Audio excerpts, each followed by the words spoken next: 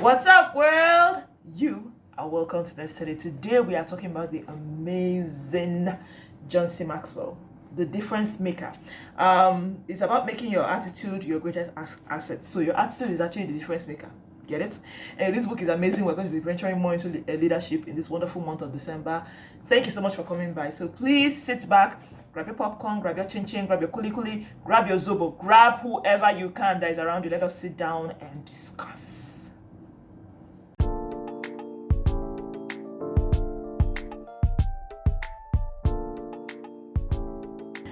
Hi guys, if this is your first time, I am Nez. Welcome to Nesteli, a channel that is devoted to books. Okay, the idea is to get us all more interested in books so that we can have discussions on how to make our lives better and make the country better, our environment, our communities, our families. So the idea is to learn from books. Every Monday and Friday there's a new content here where we sit down and read and talk about the book. Okay, so I read a book and I sit down, we talk about it, then in the comment section we can decide whether we agree with whatever or what we can learn from the book, and then hopefully inspire you to get up and get the book too and then read. So if you haven't already, please join the community, subscribe below, and then like this video so that more people can get to know more about this. Okay, thank you. So subscribers, as usual, much love. You guys are the G.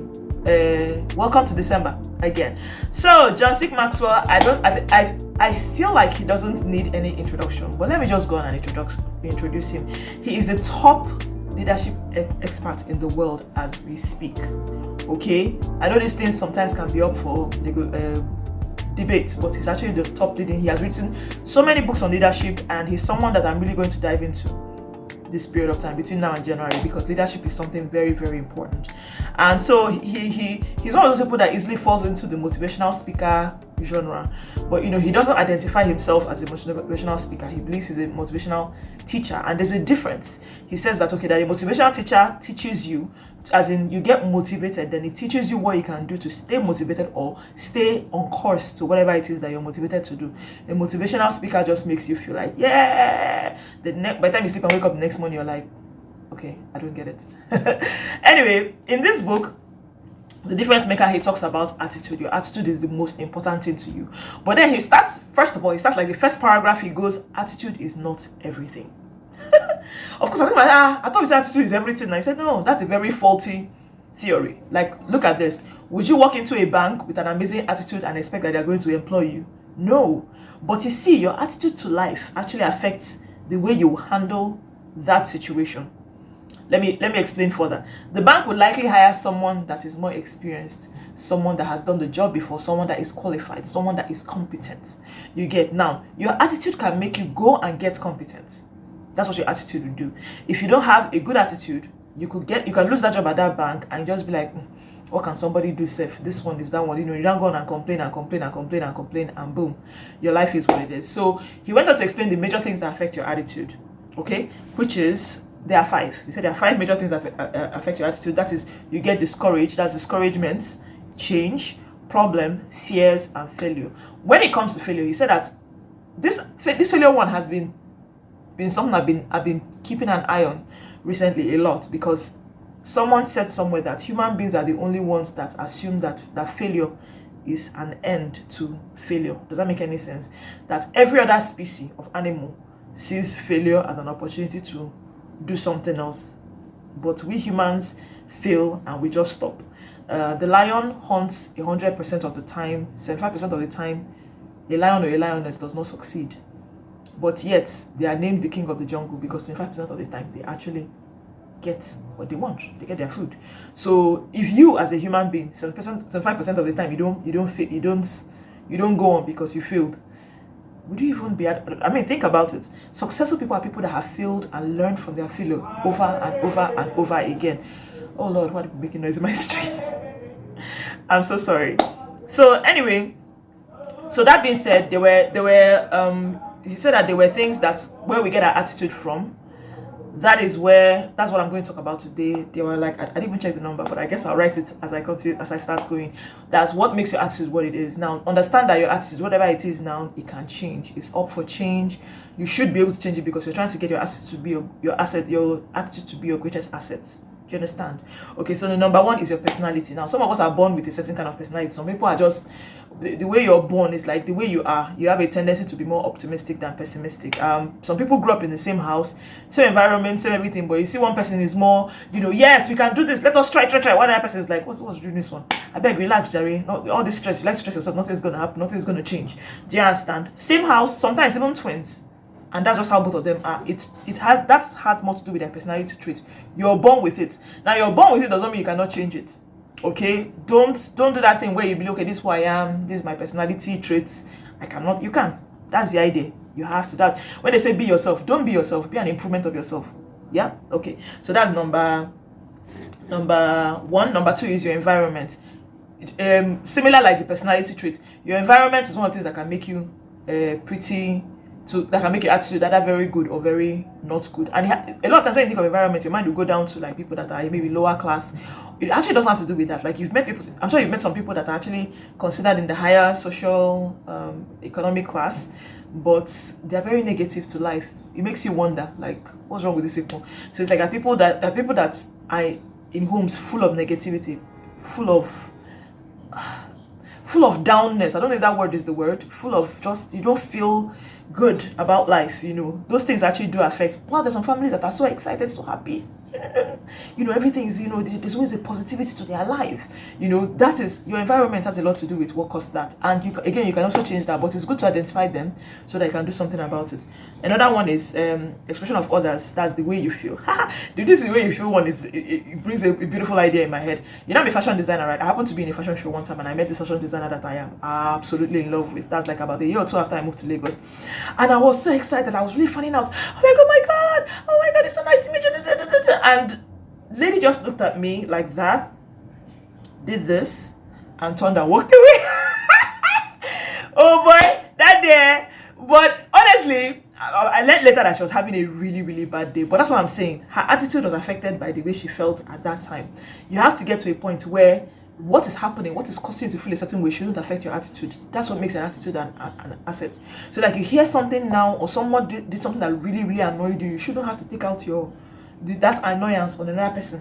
I say, you don't know what we are going through, you don't know what happened to me. Don't be that person, okay?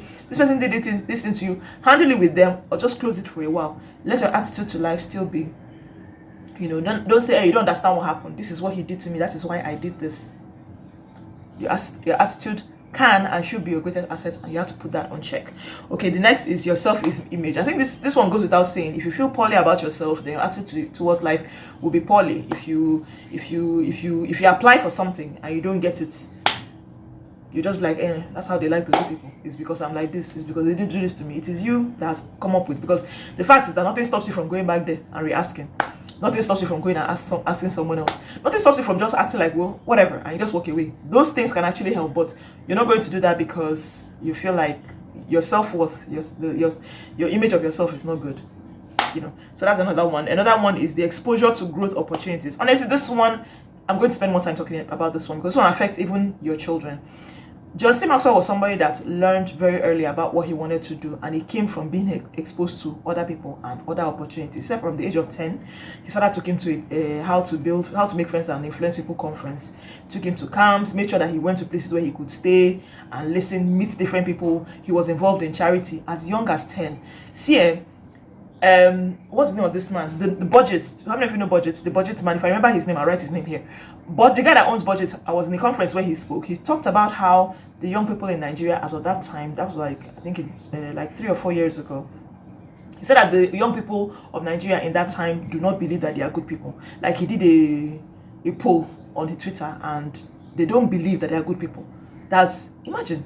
How do you wake up and say you're not a good person? So like I didn't understand. And young people, it's kind of like between 17 and 22 or 23, thereabout. That's that stage. So you can imagine when you don't believe in who you are. And personally, I think that it has to do with the exposure. A lot of people have lived the shelved life. All they know is their life like this. Everything is there. There's a reason why it's important to travel, do vacation, go for Christmas. In Nigeria, that's what we do. Go for Christmas, go for vacation, travel.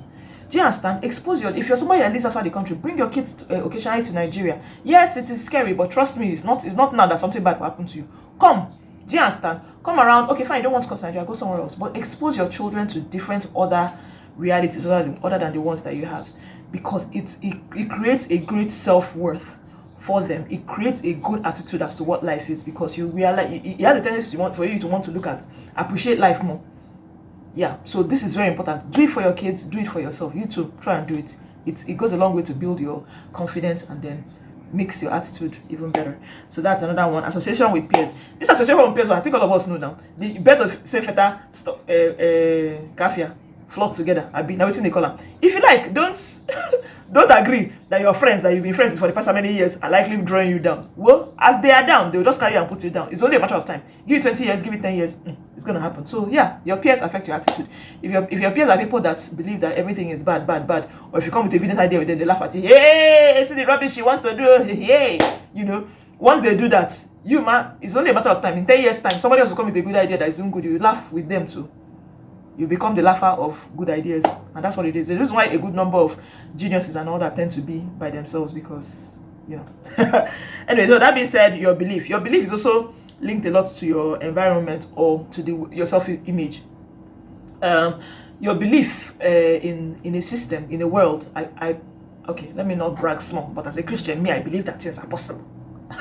Do you understand? Just because of my belief, you get. So like, you have a tendency to just believe that things are going to be better based upon the things that you believe, your belief system, the value that you've put in place, your belief in something wider than yours. If you believe in absolutely nothing, it does affect the kind of attitude you have. But funny thing, I actually don't think everybody believes in. I don't think there's anybody that believes in absolutely nothing. But that's a conversation for a whole other day. But yes, your belief affects your attitude. Okay, so if there's something in your belief that you need to adjust it so that you can change your attitude. Then last, definitely not the least, are your choices. Now, when you're younger, a lot of your choices you can't really change, right? Everything is done for you. But the thing is that as you get older, you start to change choices. You start making, the older you get, the more choices you're going to have to start making. Like my 5-year-old daughter, at the age of 4, started complaining that I wasn't letting her pick up the clothes that she wanted to wear. She wants to pick the clothes herself, because I used to arrange the clothes for her. I'll tell her, take this, wear it. So it's like, that's where we are now. So now I just help her unzip her uniform. She goes, removes it, puts it where it needs to be put, puts it in the basket. Then she will now pick her own clothes and wear it. So it's like she's 5, she's dressing herself up. She's becoming that person. Sorry. Same thing with food. Same thing with even drinking water. This is one I want. This is not. She's become that girl.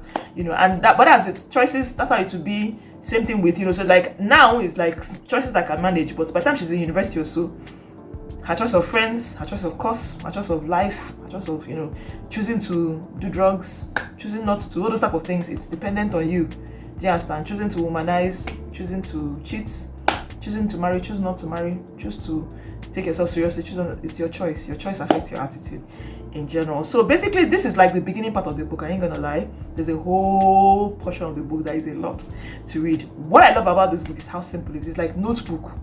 Do you understand? Notes is like characteristic of number 1, number 2. In summary, number 1, number 2. I like the man writes like he's a motivational teacher. Motivational, you're like teacher. So it's like someone's notebook, and I really like it. It's very easy to read. You can listen to it on script too. It's like 2-hour, 10-minute long book on script. So wonderful book. I would like to know what you think about attitude. Is there anything I mentioned here that you think doesn't affect the attitude? Please leave it in the comment below. It looks like a fun gist to have. And then as a Nigerian, what attitude do you think that a lot of Nigerians have that need to change? What can we do to change our attitude? Please subscribe if you haven't. Like this video, because I'm sure you like it. And then please check out I have over 100 videos now here on Nesteli. So please check them out and let's talk. So this book, leadership, is what I'm going to be pursuing for the next 2 months. Thank you so much for watching. Bye-bye.